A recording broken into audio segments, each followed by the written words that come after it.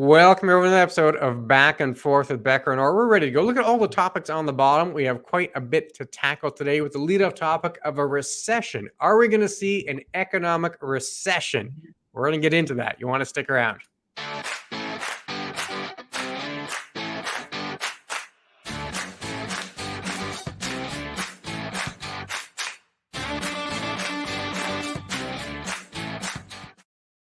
Yes, welcome to the May long weekend edition of Back and Forth with Becker and Orr. We are going to do a variety of different topics today, talking channel and subscribe. There's lots of great content there. Not only this, but also our financial 15s and a variety of other things to take a look at. As well, like us on Facebook, or if you can, by all means, please check out our website at beckerorr.com. Lots of great information. You can't go wrong by looking at it anytime. Now, today, though, we are starting with, are we going to recession, Clint? Is this something that is going to happen, or are we, skirting it, or are we getting a little, more pessimistic because of the way the markets are at the moment? Oh, I think many people are pessimistic at this stage. Market sentiment tends to follow price action. Markets go down, people get a little pessimistic. Yeah. But some of the background here in terms of the recession talk, I'll pull this up. This is Rebirth Wealth Management, or specifically Ben Carlson from Wealth of Common Sense, and looks at inflation data in the U.S. The little red circles, anytime inflation peaked over 5%, and lo and behold, you have one of those gray bars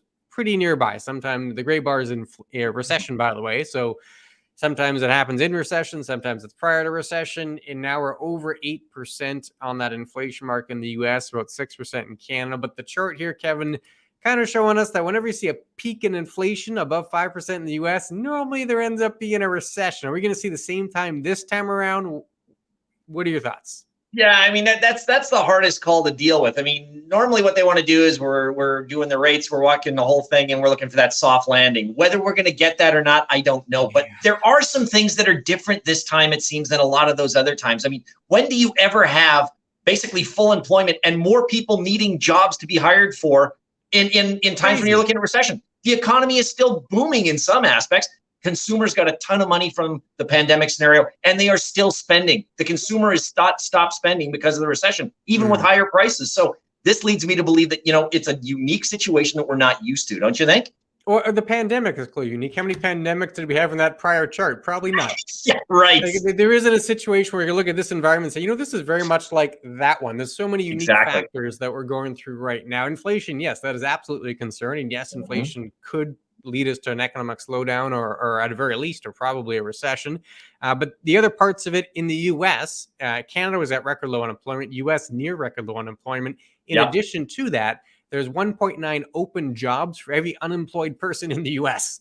So there's almost 2 times the amount of open jobs to those being unemployed. I don't think we've ever seen a situation of that nature before. And like you said, the consumer's in good shape. We gave everybody money, and they use the money to repair their balance sheet. And I don't know if there's ever been a situation, certainly in the U.S., where the consumer has not gone too far, where they haven't actually not just spent their savings, but got a little too far into debt. That's right. And we're not at that point. We're still in the part when they're in a good financial standing. So it'd be odd for us to see a recession when the consumer is still in good shape and you have such a strong labor market. We had a pandemic. We're in a weird situation. Anything's possible, but we have quite a strong economy right now. So could we see a recession? Maybe. I won't take it out of the cards. But if we do, I have a hard time thinking it would be a severe recession if we do get one. I have more of a feeling it could be like a run-of-the-mill shallow recession as opposed to a massive crash or anything of that nature. Yeah, and I agree with you. I think that the big factor that a lot of people got to look at is, let's remember that the U.S. economy is 70% driven by the consumer.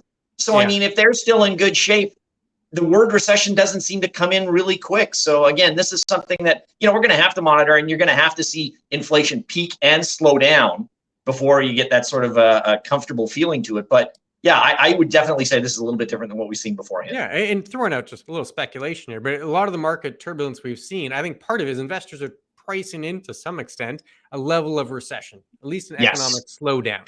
Now, I mean, always tough to say what's priced in the market, what's not priced in the market, but I have a feeling some of the current turbulence is a pessimism. People think we're going to go into a recession. Now, if we end up avoiding it or only get a shallow one, well, that could be a catalyst to see a rally on the other side.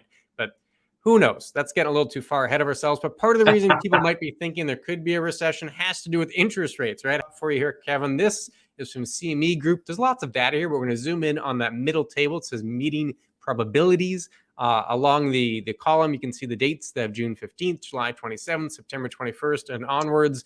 And then the blue highlighted piece is what traders think is the most probable outcome. So you can see in June 15th, there's a 92% chance you see a 50 basis point hike, according to traders from the Fed. And then July 27th, 86% chance of a 50 beep hike. And then you get into September and onwards, and it's a little more of a coin flip about what you'll see. But rate hikes, at least according to the traders, the next two are about 50 beeps. Are you on the same page? Yeah, and I can't see how they can't. I mean, the biggest factor is we saw everybody was not really too worried. It was transient beforehand on the inflation side. Then it became real. And, the numbers were 3, 4, maybe even to 5, and we can still deal with that. But as soon as you start getting that 6, 7, 8 plus, now all of a sudden you have to start ramping up. Some people think they're behind the curve on this, which is why you're getting those aggressive rate hikes. But let's remember, I mean, inflation is basically too much money chasing too few goods. And that's what causes a lot of this scenario to go on. So one way to do that is to take the money out of the system. How do you take money out of the system? You give them an alternative, and that alternative is a higher rate. I mean, for the last number of years now, we've been sitting at, 1 to 2% that you're getting on GICs. Now, if you start going that 4 or 5 range, people who haven't seen this for decades are going to start looking at that. And that's where their worry is for recession as well. But yeah, I think that at least the next two are probably going to be 50 basis point hikes. After that, I think, again, it's going to depend on what does the inflation number look like? Are we below 6? Are we below 5? Then you're probably going to get those quarter points. But again, I think you're right with the market pricing in what the numbers are. I think they've already priced 2.5 to 3% over the next 2 years. Yeah. And if we get anything less than that, we're in great shape. And it's such a weird situation because corporate earnings are still very strong. We're going through earnings season. We have not seen a big drawdown in earnings. Now, maybe that's coming. So far, we haven't seen any indication of that. And then also, a blunt tool. Central banks are really dealing with the demand side of the equation, right? They want people to buy less stuff. And they're doing that by giving them some attractive rates and making borrowing more expensive. They can't fix supply chains. No, and that's still part of the reason we're getting inflation is that the companies can't get product on the shelf fast enough, right? There's still supply issues from the pandemic. So even if you slow down demand, inflation might not completely disappear because of the supply side. And that's a unique circumstance. We haven't seen it, at least in my memory, where we've had both the demand and the supply at the same time causing inflation. And I don't think the central banks are equipped really to handle that. They're really kind of a blunt force dealing with the demand side. They can't fix the supply chains. No, and again, I mean, it's exacerbated by the fact that you have the Russia-Ukraine war, which, could supply, but sanctions have limited that. So again, their only tool is sort of that rate rising scenario, which I think they have to seriously take a look at and figure out that, this is the only thing we can do, and we'll watch and go from there. Yeah, and quick note for everyone watching, we are going to be continuing this kind of conversation on May 26th, a live event, free event. You can simply tune in. We'll put in the description the link. So you look at the description, the link will be there. Click that on May 26th at 6:30 p.m. and you can join us. We'll talk about rates. We'll talk about what's going on in the market, our view going forward. Most importantly, we're going to be taking lots of questions. So if you want to participate, click the link in the description. So let's change topics here a little bit here, Kevin. We've talked a lot about the market. Why don't we get in to some of the fun stuff? You've seen the Marvel movie, right? You've seen Doctor Strange too? I have.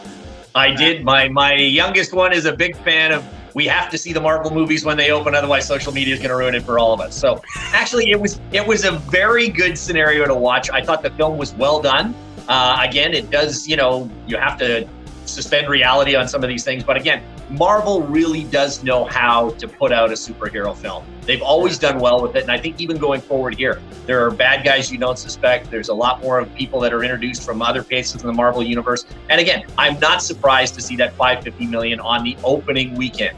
Everybody has been basically locked into streaming services or anything else. The chance to get out, Marvel movies have driven that. They are the big factor going forward. I mean, you've got them, you've had Star Wars stuff beforehand, maybe the new Avatar stuff will be something like that, but Marvel is sort of a surefire hit that's going to go at the theater, and I think theaters are starting to get packed again, and this is definitely one that people will see. And again, I mean, I'm still of the factor that this may approach Spider-Man scenario. I don't know that it will, but I think it may be the biggest Marvel movie of this year as opposed to any of the others, because we've got Thor and a few others coming out.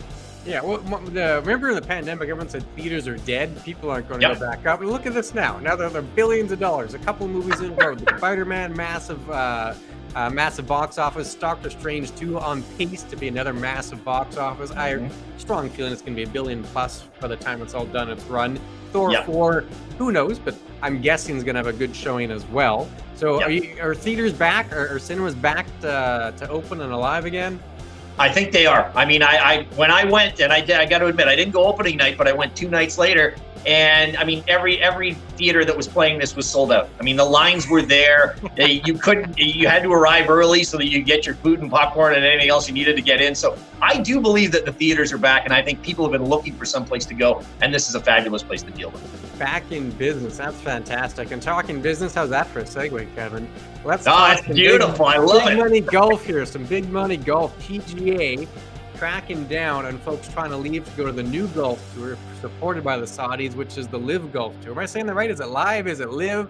No, Live works well. I mean, Greg Norman, basically a huge PGA star back in the 80s into the 90s, is now the main driving force with Saudi money backed on the Live Golf Tour. They are trying to attract PGA stars over there. They've done a variety of different things too. I mean, as opposed to playing that sort of 72 golf holes, they're looking at 54. They're looking at terraces that are bigger than what the PGA is offering, and they are trying to attract people by playing less events over the course of the year. Now, I know that there are some PGA stars that would love to do this, but the PGA has basically come out instead, you know what?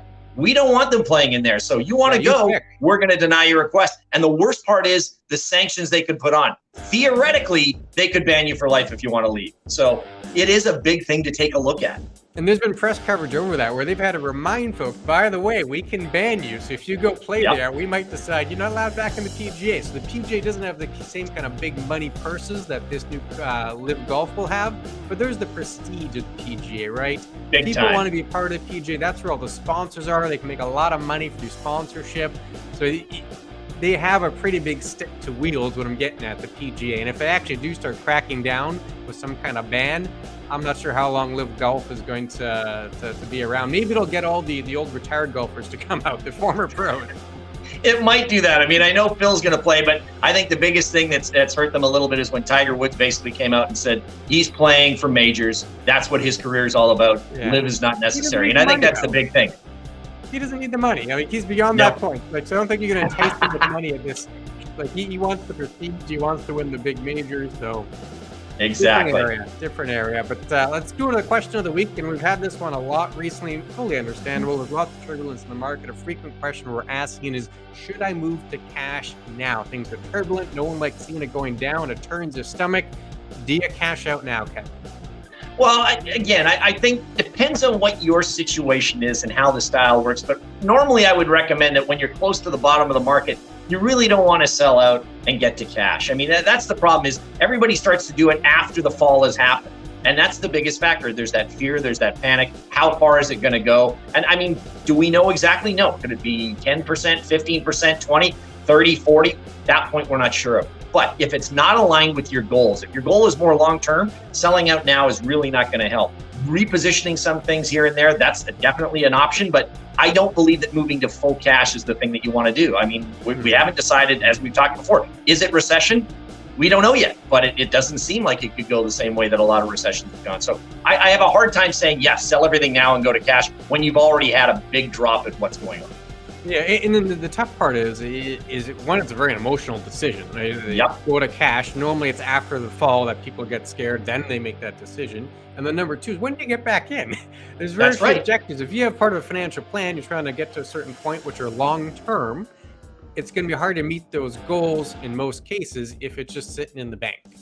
Now, short-term, it feels good because it no longer goes down, but when do you get back in? And that is a very tough decision to make. And frankly, often what we hear is when things settle down, well, usually when things settle down, the market's already ramped up. The market moves first. Historically, that's what it's been. So by the time things settle down, you've missed the opportunity to get all the ramp up off the bottom. That's why it's so difficult to do that. And that's why we rarely suggest anyone do that. Like you said, repositioning, probably the better option of the two. And if you have questions for us, whether it's a financial question like this, whether you want to pick Kevin's brain on Doctor Strange 2, let us know. chatwithclintonandkevin.com. That's part of our website. You go there, fill in the form. We'd certainly love to hear from you. And a reminder here before we go, May 26th, 6:30 p.m. Central Time. Click the link in the description. You're welcome to join us live Q&A. Anything you want to add, Kevin, before we go? My last point is, if you are going to go see Doctor Strange, if you've seen WandaVision, that may help you out with a few things to watch. Other than that, that's the only comment I have to say. We'll leave it there. We'll see you on the 26th when we are hosting our live event, and we hope that you have lots of questions for us then. Take care.